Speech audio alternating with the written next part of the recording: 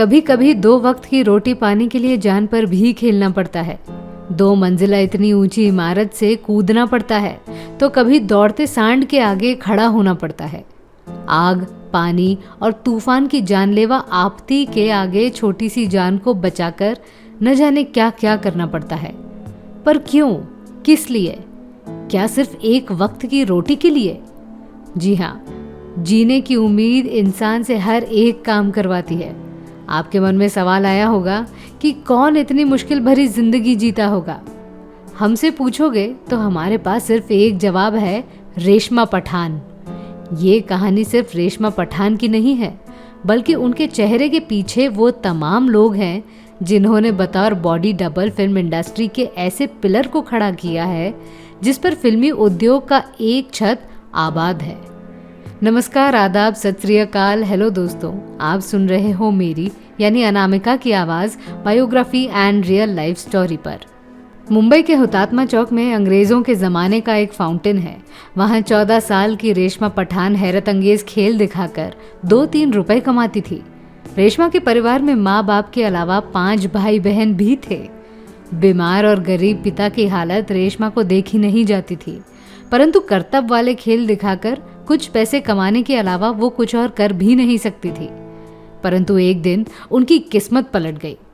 उस जमाने के जाने माने स्टंट डायरेक्टर एस आजिम ने उन्हें फाउंटेन के यहाँ रस्सी पर चलते हुए देखा। पहले के ज़माने में ऐसे खेल जगह जगह होते थे, बहुत सारे लोग भी जमा होते थे, परंतु एस आजिम वाले लोग रेशमा पठान जैसी कलाकार को ढूंढ ही लेते हैं। उस दिन उन्होंने रेशमा को कहा, तुम तो सिर्फ 14 साल की छोटी बच्ची हो और इतने अच्छे करतब कैसे दिखाती हो?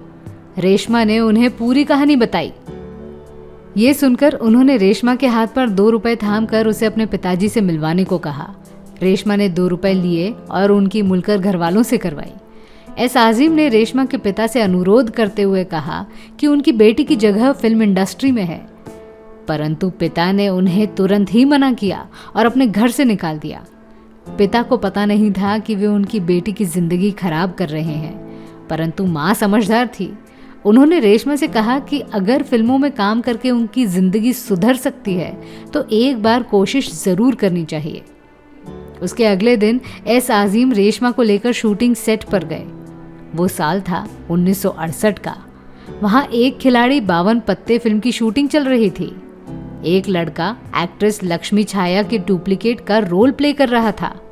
15 टेक के बाद भी वो शॉट नहीं दे पाया। ऐसे में एस आजिम डायरेक्टर रवि खन्ना से मिले और कहा कि उनके साथ जो लड़की आई है वो लक्ष्मी छाया की बॉडी डबल बन सकती है।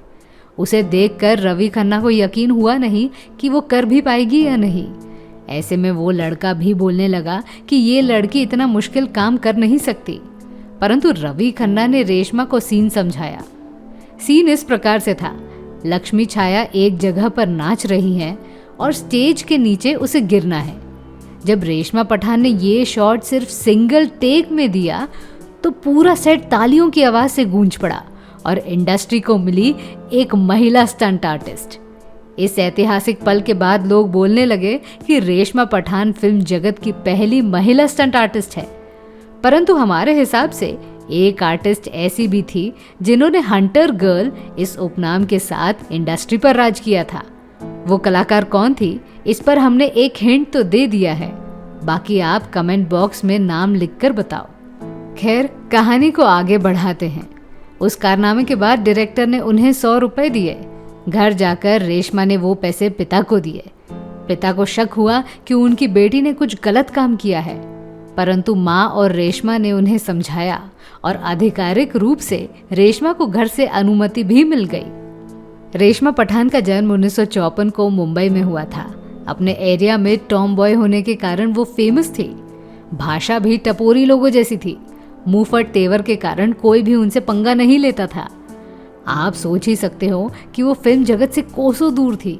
पढ़ाई लिखाई भी नहीं हुई थी। इस वजह से रास्ते पर करतब दिखाने के अलावा दूसरा काम भी वो कर नहीं सकती थी। जब रेशमा को एक दिन 175 रुपए मिलने लगे तब उन्होंने सोचा कि अगर वो पढ़ लिख लेती तो किसी बड़े ऑफिस में काम करने के बाद भी उन्हें इतने पैसे नहीं मिलते। फिल्म जगत में उन्हें काम तो मिल गया, पर वहाँ की गंदगी से रेशमा ने डट कर सामना किया। उनके अनुसार इंडस्ट्री का बड़ा कलाकार भी ऐसी हरकत पर उतर आता है जिससे उसका स्टारडम गिर जाएगा, परंतु मर्द तो आखिर मर्द होता है। अच्छे फूलों पर सबकी नजर जाती है, वैसे ही खूबसूरत लड़की को हासिल करने के लिए मर्द वो सब कर बैठता है जिसे उसे नहीं करना चाहिए। शायद इसी वजह से रेशमा पठान अभिनेत्री बन नहीं सकी, क्योंकि उनके सामने लोगों की गंदी फरमाइशें भी होती थी। सभी लोगों को पता था कि रेशमा एक खतरनाक महिला है, अगर उल्टा सीधा बोलोगे तो मुंह तोड़ देंगे। खैर, पर फिर भी कोई बड़ा कलाकार कुछ हरकत करता था तो रेशमा बोल देती थी, मैं आपकी इज्जत करती हूँ, उसे बरकरार रखिए, क्यों धज्जियां उड़वाना चाहते हो। ये सुनकर वो स्टार कलाकार अपना मुंह बंद कर देता था। इंसान का स्वभाव उसे अच्छे लोगों से नजदीक लेकर आता है। एक दौर ऐसा भी था जब हर सुपरस्टार अभिनेत्री के स्टंट सिर्फ और सिर्फ रेशमा करती थी। ऐसे में बड़ी बड़ी अभिनेत्रियों से रेशमा की दोस्ती होने लगी।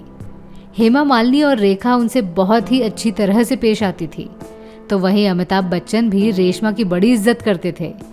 एक दिन रेशमा कस्मे वादे फिल्म की शूटिंग कर रही थी। सामने थी राखी। उनके कुछ स्टंट रेशमा को करने थे, परंतु 40 फुट की ऊंचाई से रेशमा गिर गई। सौभाग्य से रेशमा बच गई और हॉस्पिटल में एडमिट किया गया। उस फिल्म के बगल में ही अमिताभ बच्चन मीरा फिल्म की शूटिंग कर रहे थे।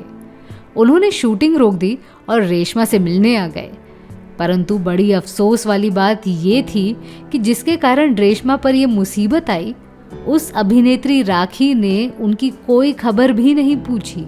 उल्टा उन्होंने स्पॉट बॉय को कहा, मैं क्या करूं? ये कहकर राखी अपनी गाड़ी से निकल गई। अगर भाग्य बलवान ना हो तो गरीबी कभी पीछा नहीं छोड़ती। 80 के दौर में रेशमा की शादी एक स्टंट आर्टिस्ट शकूर पठान से हुई। वे दोनों मिलकर अपना घर तो चला रहे थे, परंतु गरीबी से वो तब भी परेशान थी। कभी कभी खाने के लिए पैसे भी नहीं बचते थे, क्योंकि रेशमा पठान के बाद बहुत सारी लड़कियों ने स्टंट वुमेन का काम करना शुरू किया था। ऐसे में कुछ डायरेक्टर जूनियर आर्टिस्ट के भाव में रेशमा से काम करवाते थे। एक दिन तो रेशमा ने डायरेक्टर को इनकार करते हुए कहा कि अगर जान की बाजी लगाकर काम करना है तो पैसे भी उतने ही मिलने चाहिए।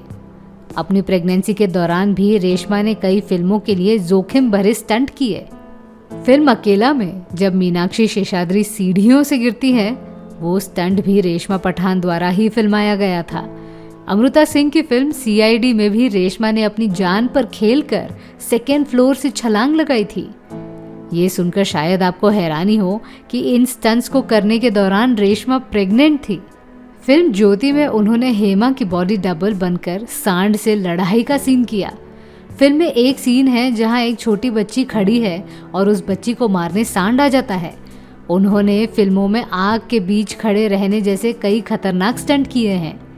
वो कहती हैं, हेमा उन्हें बहुत प्यार देती थी, जया उन्हें पसंद करती थी, फिर रेखा, नीतू, मुमताज़, निरूपा रॉय, मीना कुमारी, शर्मिला टैगोर, आशा पारेख, डिम्पल कपाड़िया, मीनाक्षी जैसी कई हीरोइनों ने उनका काम देखकर प्यार करना शुरू किया।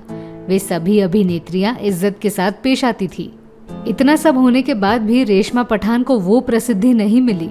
हालांकि उन्हें प्रसिद्धि मिलती भी क्यों, उनके नाम से थोड़ी फिल्में रिलीज होती थी। परंतु कहते हैं ना, भगवान के घर में देर है अंधेर नहीं। शोले फिल्म ने उनकी किस्मत बदल दी। हेमा मालिनी का स्टंट करते वक्त एक टांगा पलटकर रेशमा पर गिर गया, तब भी रेशमा बच गई। भाग धन्नो भाग, आज तेरी बसंती की इज्जत का सवाल है। इस डायलॉग के लिए हेमा मालिनी की बड़ी तारीफ हुई, परंतु असल में वो स्टंट रेशमा पर फिल्माया गया था। फिल्म के सुपरहिट होने के बाद बड़े बड़े फिल्मकारों ने रेशमा के लिए तारीफ के पुल बांध दिए। अपने जीवन में 800 से भी ज्यादा फिल्मों में स्टंट कर चुकी रेशमा पठान आज भी उतनी ही तंदुरुस्त हैं और उनका कहना है कि इस उम्र में भी वो स्टंट कर सकती हैं। सलाम है ऐसी महिलाओं को। फिल्म जगत में उनके इस योगदान को भुलाया नहीं जा सकता। उनके योगदान का सम्मान करते हुए जी कंपनी ने उन पर एक बायोग्राफी भी बनाई है, जिसका नाम है द शोले गर्ल। रेशमा पठान ने दुनिया को ये दिखाया कि औरतें भी खतरनाक से खतरनाक स्टंट कर सकती हैं। पर्दे के पीछे काम करने वाले लोगों में रेशमा पठान का नाम हमेशा याद रखा जाएगा। उनका सफर गरीबी के साथ शुरू हुआ, परंतु उन्होंने अपने बेटे को पढ़ाकर डॉक्टर बनाया।